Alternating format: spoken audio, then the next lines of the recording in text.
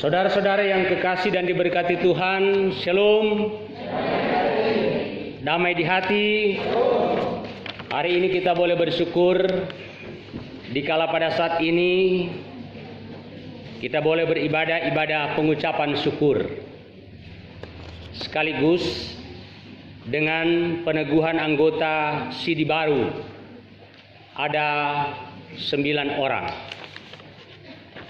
Kalau kita telah mendengar bagian bacaan kita tadi dari Matius 16 ayat 13 hingga ayatnya yang ke-20. Dalam bagian ungkapan tadi dikatakan begini, mulai ayat 13. Setelah Yesus tiba di daerah Kaisarea Filipi, ia bertanya kepada murid-muridnya, kata orang, siapakah anak manusia itu? Dia mengatakan, siapakah anak manusia itu? Dia tidak menggunakan suatu gelar, karena kita tahu siapa Yesus. Dia tidak mengatakan siapakah anak Allah itu atau langsung mengatakan tentang Mesias, tidak. Suatu ungkapan yang mau menggambarkan tentang kerendahan diri daripada Yesus. Dan kita lihat jawaban dari para murid. Jawaban dari para murid, sebab yang Yesus tanya, kata orang, siapakah anak manusia? Para murid ada yang menjawab bahwa Yohanes Pembaptis. Ada murid yang lain mengatakan Elia. Ada murid yang lain mengatakan Yeremia. Tetapi ada murid yang lain juga mengatakan salah seorang dari para nabi. Saudara, rupanya Yesus belum terlalu puas mendengar jawaban ini. Jawaban dari kata orang. Walaupun kita yakini bahwa Yesus tahu juga perkembangan-perkembangan tentang kata orang mengenai siapa dia. Dikala dia melayani, dikala dia melakukan berbagai mujizat, banyak hal yang akhirnya menjadi pusat perhatian dari banyak orang. Dan dia minta juga kepada para murid, menurut kamu siapa anak manusia itu? Saudara-saudara, kita ingat kalau Petrus biasanya kalau dalam percakapan-percakapan begitu cepat untuk merespon, begitu cepat untuk memberi jawaban. Dan di sini mewakili para murid diungkapkan tentang jawaban dari Simon Petrus, engkau adalah Mesias, anak Allah yang hidup. Engkau adalah Mesias, anak Allah yang hidup. Dan suatu ungkapan yang sebetulnya adalah ungkapan yang benar. Walaupun nanti kita akan uji tentang kaitan kebenaran jawaban itu, karena benar tetapi bisa saja dalam perspektif, dalam sudut pandang yang berbeda. Dia mengatakan Mesias. Mesias artinya yang diurapi. Yang diurapi sebagai seorang raja. Yang di dalamnya ungkapan itu juga berada dalam pengaruh kehidupan daripada orang Israel. Orang Yahudi juga sedang berada dalam suatu harapan datangnya seorang Mesias. Dalam arti politis, Mesias yang akan datang adalah membebaskan mereka dari berbagai penderitaan yang telah mereka alami selama begitu panjang penderitaan yang dialami. Sehingga ada suatu harapan bahwa akan ada seorang Mesias menjadi sebagai seorang raja yang duduk dalam tahta yang ada. Dan rupanya apa yang menjadi pola pikir daripada orang-orang Israel, orang Yahudi, juga berada dalam pola pikir daripada Petrus. Sebab dalam bagian selanjutnya memang di sini Yesus juga mengungkapkan apa yang ia jawab adalah suatu jawaban, bukan jawaban daripada manusia. Diungkapkan dalam ayat 17. Kata Yesus kepadanya, berbahagialah engkau Simon bin Yunus, sebab bukan manusia yang menyatakan itu kepadamu, melainkan Bapakku yang di sorga. Jadi Yesus memberi penjelasan lagi bahwa yang dia ungkapkan itu adalah datangnya dari Bapa di sorga. Sebab rupanya kalau kita melihat bagian bacaan selanjutnya, waktu yang sama hanya beda jam. Waktu Yesus menjelaskan tentang Mesias yang sebenarnya, Yesus bilang bahwa dikala dia akan ke Yerusalem, maka akan menderita, akan mati, namun pada hari yang ketiga dibangkitkan. Apa yang dilakukan oleh Petrus? Petrus langsung tarik Pak Yesus. Dia langsung tarik. Apa maksudnya? Dia mau bilang bahwa jangan ungkapkan itu. Sebab kalau diungkapkan itu, maka para pendengar yang menjadi simpatisan, mereka akan lari, mereka akan meninggalkan engkau. Dan di situ ungkapan tegas, ungkapan keras daripada Yesus sendiri bahwa enyahlah iblis. Artinya pemikirannya. Itulah sebabnya saudara-saudara, benar apa yang diungkapkan oleh Petrus bahwa Yesus adalah Mesias, anak Allah. Tetapi juga diungkapkan dan dikatakan oleh Yesus bahwa bukan manusia yang mengatakan itu, tetapi dia mengatakan Bapa yang di surga. Sehingga ada ungkapan selanjutnya, ungkapan yang akhirnya mengungkapkan suatu ungkapan pujian karena dihubungkan ungkapan kebenaran Petrus yang dihubungkan dengan Allah menganugerahkan itu. Dikatakan dalam bagian ini adalah berbahagialah engkau Simon bin Yunus. Berbahagia. Suatu ungkapan berbahagia di dalamnya melalui pengakuan yang didasari karena anugerah daripada Allah. Karena dari Bapa sehingga memunculkan suatu pengakuan daripada Petrus sendiri. Pengakuan. Ini juga nantinya sebentar adik-adik kita yang akan diteguhkan sebagai siri jemaat akan mengungkapkan pengakuan. Kalau waktu kacili yang mengungkapkan pengakuan adalah orang tua, Mama Ani, Papa Ani. Tetapi lewat proses pengajaran, lewat proses pendampingan, lewat proses memperkenalkan tentang Yesus yang adalah Mesias, maka di hari ini mereka juga akan mengungkapkan pengakuan itu. Baru saudara-saudara diungkapkan, Yesus memberi nama baru kepada Petrus.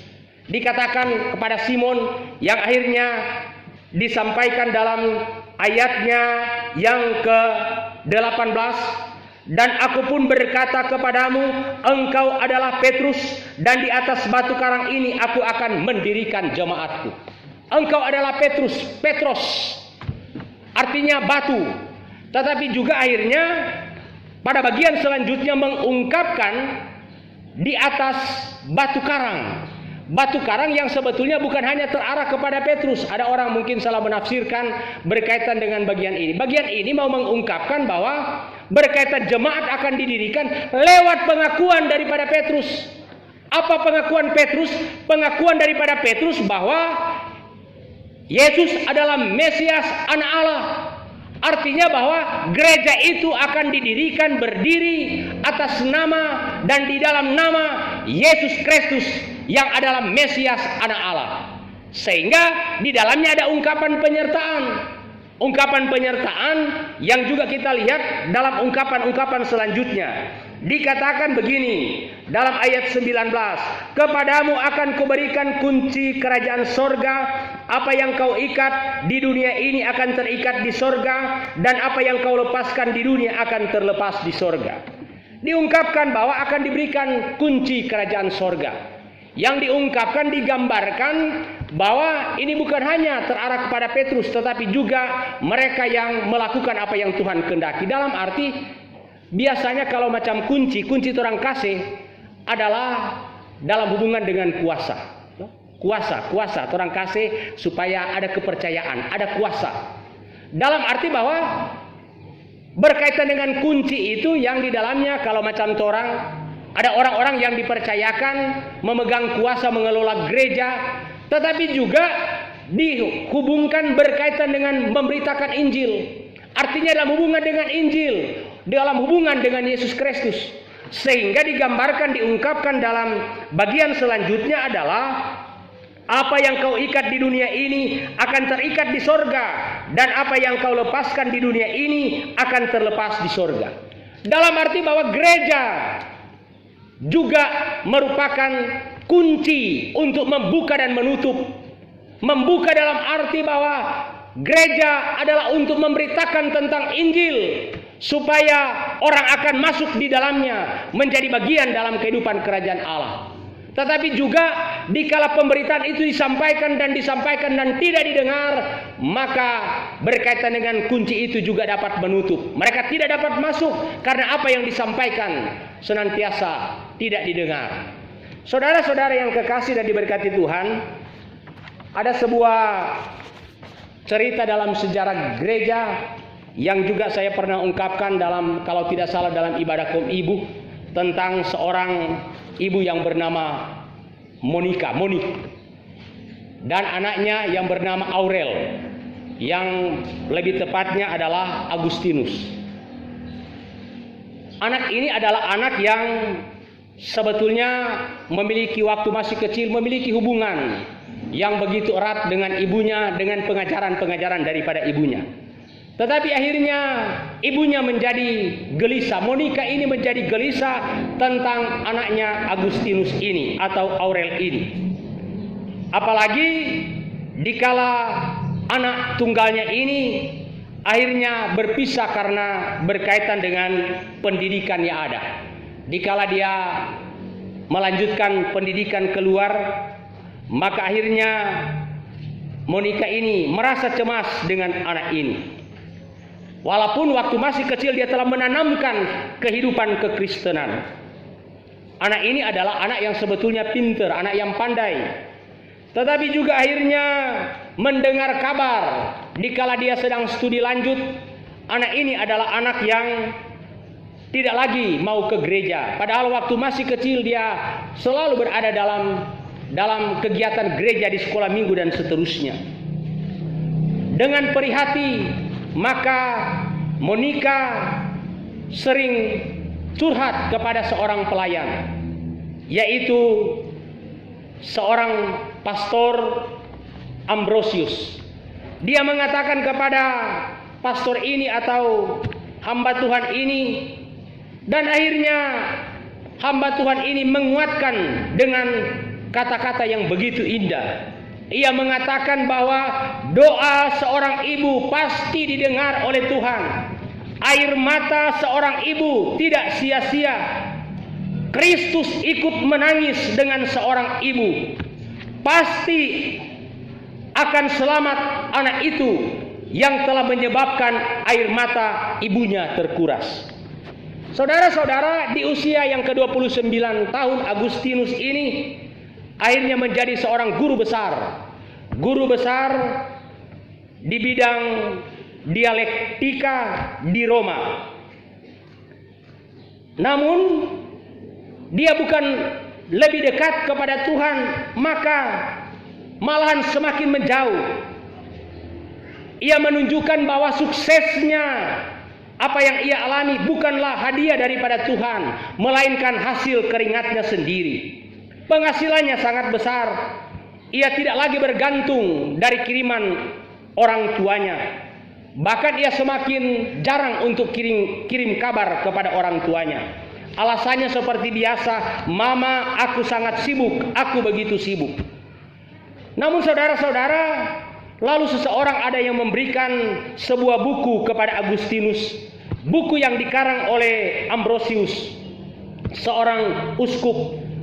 Agustinus membaca dan terpikat, dan akhirnya ia berkata, ternyata tidak semua orang Kristen bodoh. Kemudian Agustinus mendengar khotbah dari Ambrosius. Dia juga berdiskusi dengan Ambrosius, dan akhirnya Agustinus mulai mencair. Ia mulai bergumul dan mulai membaca surat-surat Rasul Paulus dan juga buku dari bapak-bapak gereja pada abad yang kedua. Akhirnya Agustinus bertobat, dan setelah ia bertobat, maka akhirnya ia dibaptis. Dan setelah ia dibaptis pada perayaan Paskah di tahun 387 di usia yang ke-33 tahun. Akhirnya ada suatu ungkapan perasaan daripada Monica. Ungkapan perasaan Monica, tuntaslah sudah semua tugas dalam hidupku. Sebab akhirnya tidak beberapa lama kemudian, 9 hari kemudian setelah anak ini dibaptis, akhirnya ibunya meninggal. Namun telah terjadi perubahan, telah terjadi pertobatan, dan akhirnya Agustinus ini mengejar berkaitan dengan ketinggalannya. Dia belajar berkaitan dengan buku-buku teologi, masuk sekolah teologi, dan akhirnya dia menjadi sebagai seorang yang berpengaruh di tengah-tengah perjalanan kehidupan gereja. Sebab akhirnya lewat Agustinus inilah yang dikenal paling banyak menulis tentang buku berkaitan dengan pengakuan-pengakuan. Jadi pengakuan-pengakuan, termasuk pengakuan berkaitan Yesus adalah Mesias. Jadi ungkapan-ungkapan pengakuan banyak sekali ditulis oleh Agustinus. Saudara-saudara yang kekasih dan diberkati Tuhan, tetapi juga ada buku-buku yang lain, buku-buku berkaitan dengan pendidikan, misalnya dengan judul Sang Guru, atau juga mendidik yang belum terdidik. Saudara-saudara, saya mengantar ini juga kiranya akan mengantar kehidupan anak-anak kita. Kalau diungkapkan dalam bagian ini adalah berkaitan memang peran daripada seorang ibu. Sehingga kalau ditanya siapa sebetulnya Monica, Monica adalah nama semua ibu di tiap desa dan kota. Monica adalah simbol ibu yang tiap malam meneteskan air mata untuk putra dan putrinya. Monica adalah tiap ibu dan tiap malam memohon agar anaknya mau mengakui tentang Yesus Kristus yang adalah Mesias itu sendiri. Tetapi siapa Agustinus? Agustinus adalah nama tiap anak, baik lelaki maupun perempuan, yang saat ini sangat sibuk dengan begitu sibuk sehingga belum sempat meminta maaf dan belum sempat mengucapkan terima kasih kepada orang tua atau kepada orang-orang yang memberikan arahan-arahan didikan, pengajaran-pengajaran. Karena itu ini kiranya juga menjadi refleksi perenungan khususnya bagi anak-anak kita yang saat ini akan diteguhkan sebagai anggota sidi jemaat. Karena itu saudara-saudara, belajar dari bagian bacaan ini juga kiranya akan menjadi perenungan bagi orang. Mengapa orang mengucap syukur? Kalau tadi juga dalam liturgi berkaitan dengan bagaimana tradisi orang-orang Israel, mereka mengucap syukur karena hasil tanah, hasil ternak dalam konteks tertentu. Tetapi orang berpengucapan syukur bukan hanya sebatas itu. Banyak kali saya katakan mengapa orang mengucap syukur, karena Tuhan lebih dulu kasih pada orang. Tuhan sok kasih kekuatan, Tuhan sok kasih kesehatan, Tuhan sok kasih pekerjaan, Tuhan sok kasih apa yang orang mau makan, Tuhan sok kasih apa yang menjadi pergumulan dengan kekuatan-kekuatan kita. Tuhan telah kasih dalam proses-proses hidup yang hanya dalam proses hidup senantiasa berada pada bimbingan, penyertaan dan perlindungan daripada Dia. Tora mengucap syukur, walaupun tentunya pengucapan syukur pada saat ini juga dirangkaikan dalam rangka hari ulang tahun Provinsi Sulawesi Utara yang ke-57, sehingga di mana-mana di Tomohon, di apa juga mengadakan ibadah pengucapan syukur. Tetapi juga bagi kita, khususnya Gereja Masih Injili Minahasa, di tanggal 30 juga merupakan hal yang penting dalam kehidupan gereja, di mana gereja kita yang boleh merayakan hari ulang tahun yang ke-87 Gemim Bersinode. Biarlah kiranya iman kita senantiasa dikuatkan, orang senantiasa dipakai oleh Tuhan. Dimanapun orang berada, orang hidup jadi berkat. Jadilah berkat supaya hidup ini terus diberkati. Tuhan kiranya akan memberkati kita.